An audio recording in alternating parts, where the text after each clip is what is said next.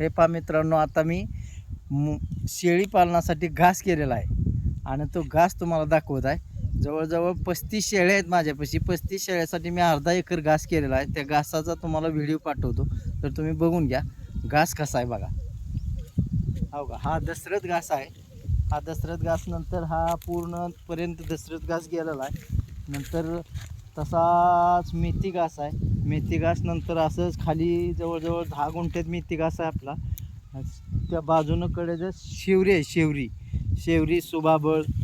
आणि या बाजूला गिनी गोल आहे. गिनी गव्हात जे आपण नेपियर सुपर नेपियर म्हणतो, सुपर नेपियरचं पूर्ण गिनी गोल आहे 10 गुंठ. आणि हा जो आहे तो हा घास आहे बघा, गोपीकृष्ण घास आहे. गोपीकृष्णसुद्धा घास शेळी मेंढीसाठी अतिशय आवश्यक घास आहे. आणि गोपीकृष्ण घास आहे हा शेळी मेंढी उत्तमरित्या खातात. तुम्ही त्याची कुट्टी बनवली आणि शेळी मेंढीला टाकली आणि त्या बाजूनं पूर्ण बघा शिवरी टाकलेली आहे. शिवरी आणि त्यामध्ये सुबाबळ आहे. धुरात पूर्ण धुरात सुबाबळ शिवरी आहे.